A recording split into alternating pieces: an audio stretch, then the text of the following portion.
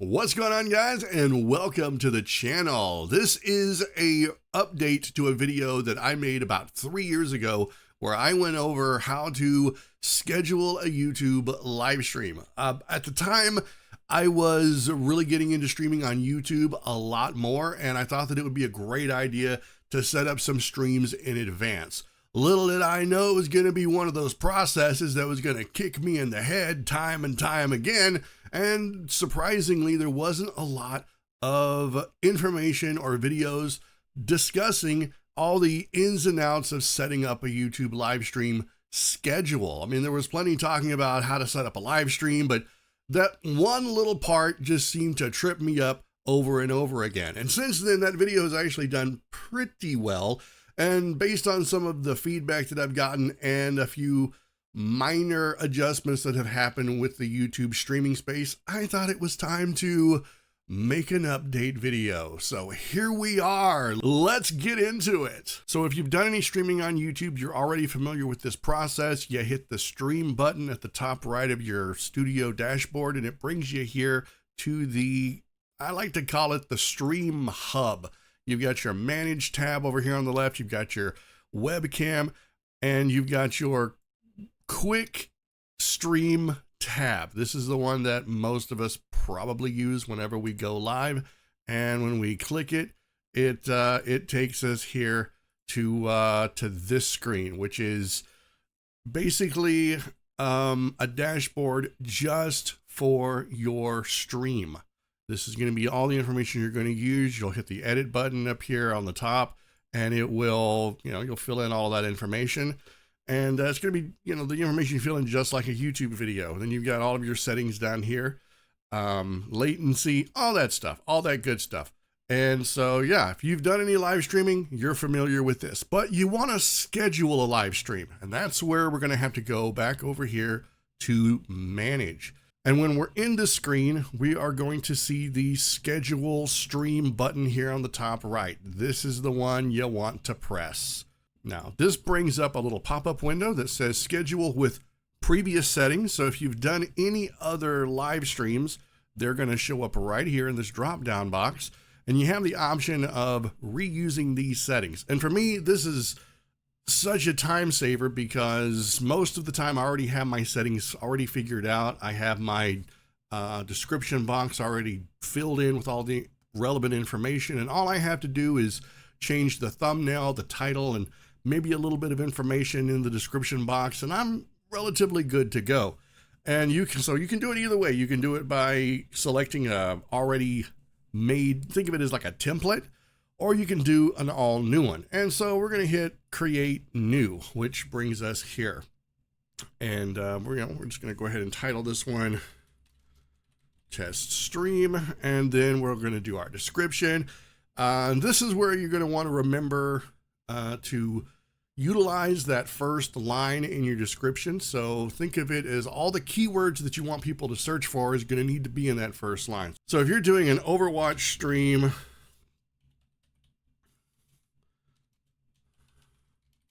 let's say Stadium is the big hot thing going on right now. Just put in all of the stuff that you think people are going to search for. It's going to need to be in that first line. And, I usually put in something about Catgirl and Vtuber. I try to make it where it's an actual sentence, not just keywords. So, but this kind of gives you an idea, right? And the more keywords you have in that first line, that's what the YouTube search is going to use to put your video out there for people who are searching for it. So always remember that first line is going to need to have all of the best juicy words. And then of course you don't need to change anything about your streaming software. If you're a gamer, obviously you want to use your gaming category and figure out what game title you're going to use, and your thumbnail. Now this is kind of important. This has nothing to do with scheduling a stream, but I'm just going to go ahead and throw this out there. Make sure you have your thumbnail and your title and stuff already figured out. You don't want to have to stop in the middle of doing this to bring up your Photoshop photo editing software or whichever you use to make a thumbnail. I usually try to get some thumbnails made in advance like the day before I stream a new game, and then I have a few to pick from. Most of the time, since I live stream a series, I usually do variations of the same thumbnail, so there's not a lot to have to change. I try to make it as simple for myself and easy as possible, because this part just seems to take up so much of my time. All right, now once we've got that done, if you have any playlists, this is where you're going to want to put those, just like a regular live stream.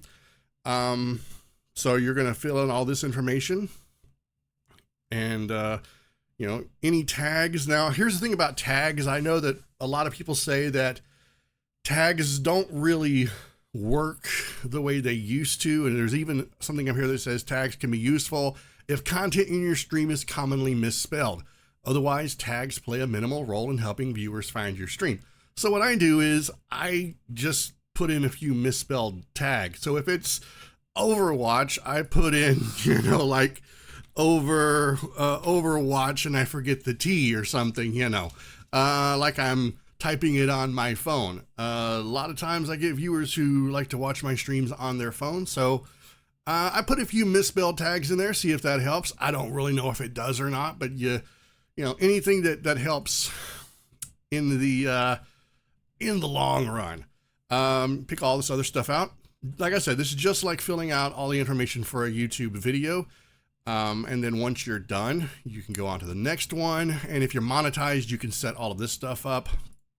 And then for your customizations, you know, you got your live chat replay for your VODs. And then you can set down here subscribers, members only, that sort of thing. I usually turn off live reactions because those kind of get in the way whenever I want to interact with my chat. But you can leave them on. It's totally up to you. Then you go to the next one, and this is where we're going to actually schedule the time for your stream. Now, if you're doing the quick stream, remember that tab over here on the left? Yeah, if you're doing that one, you're probably not going to have a scheduled time. You're setting it up, and then it's just going to hover there until you hit go live. But this is where you're actually going to get to set the time, and you can set the time. You can go, oh my gosh, you can go months, probably even years in advance. You can go up, I can go all the way to July of 2027. All right, there you go. So we'll just go ahead and go with that. We'll pick July 4th, 2027, and we'll say 10:30 p.m. there. Oh, I also need to unlist this because I don't want anybody thinking that I'm a crazy person who is going to actually try to schedule a stream for a few years out. Anyway, so we're going to go unlisted, but you're going to want to leave it public because as soon as you do, it'll show up in your on your YouTube homepage, and in your it'll go out. I think it should go out just like a video. It should be notified. Your subscribers should be notified as well. So we're going to hit done, and then that is going to bring us to the same screen you would use if you were using the quick stream. And you're going to be met with all of this information. So all the stuff that you just filled in is in this top box right here. Okay. And what we need to worry about now is down here in this section where the stream key is. You don't have to worry about anything else unless, of course, you want low latency or ultra latency or anything like that. And depending on whether or not you stream at 1080p or 1440 is going to determine your latency. So you really don't need to worry about normal or low or anything like that. What we're going to worry about is going to be the stream key. Now, when you set this up from scratch, brand new live stream that you're scheduling, it's going to default to this default stream key. Now, if you haven't set up a stream key, now is probably a good time to do that. So we're going to go ahead and go create new stream key, and we're going to give it a name. So I'm just going to say test stream, and then something maybe 1080p. I stream at 1440 so that I can maximize the amount of quality resolution that people get when they watch my VODs back. Because of all of the encoding that one of your streams goes through post-process, usually 1080p can look pretty rough at times.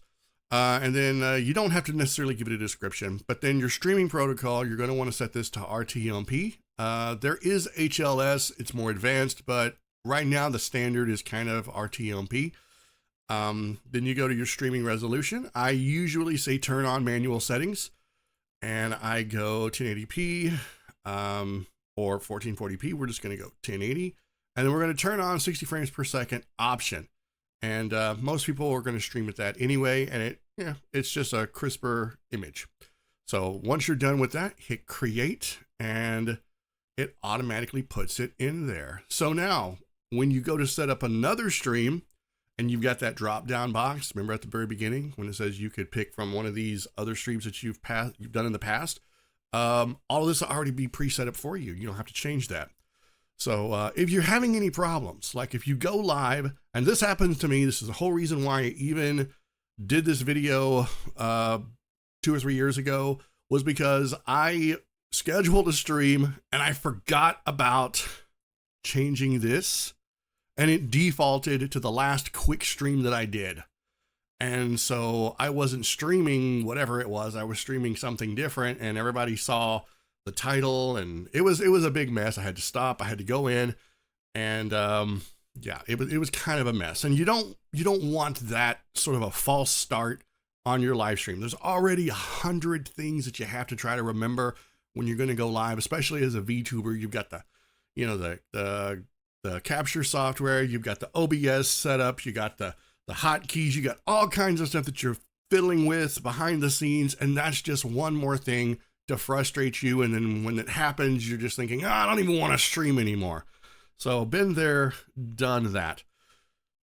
So once you've got that set, you're good to go. You can actually leave this screen and you can go back to the manage section right here. And you can see your test stream sitting right there, ready for you to go. And when you're ready to go live, all you have to do is come here and then click that link right there, and it'll take you to the test stream dashboard, and you are good to go. And you can go back anytime. You can go back and forth. You can set up as many scheduled streams as you want. Like I said, you can go out pretty far if you're daring enough to schedule a stream that many years out, and you can set them all up right here. And like I said, a lot of times it's just easier for me, especially if I'm doing a series, to just click the last video in the series. So here's my Starfield, my most recent Starfield Let's Play, and that one uses a different, now here's the thing, this one uses a different stream key, and it tells you right here. This one uses my YouTube 1440p RTMP stream key. So if I reuse these settings, all right, and we're going to go over here to visibility, I'm going to unlist it because it's a test, and I hit done. All right, this is where you're going to mess yourself up if you're not careful. If you change your stream key for any reason between streams, you need to make sure that you go into your OBS Studio and copy this one. Copy it and make sure that it matches the one in your OBS Studio or your Streamlabs. That is important, or else YouTube won't know what to do, and it'll default to the most recent scheduled stream or your last quick stream. So this is where I've had some serious problems. 90% of the time, it's because of some stream key differences. So just keep that in mind, and you probably won't have any trouble. So there you go, guys, how to set up a YouTube scheduled live stream. I hope I've made this video a little bit more straightforward and simpler to understand than the last one. But if you have any questions, then be sure to hit me up in the comments. All right, so there it is, guys. I hope that that's helped you out in some way if you're looking to schedule a YouTube live stream. And if you've got any tips or tricks that you've discovered that have helped you out, definitely put those in the comments. If this video has helped you in any way, definitely give it a like. And if you're new to the channel and you want to see some of my gaming content, then definitely consider subscribing. So thank you all. Have an amazing day, guys. Keep being awesome, and I will see you all in the next video.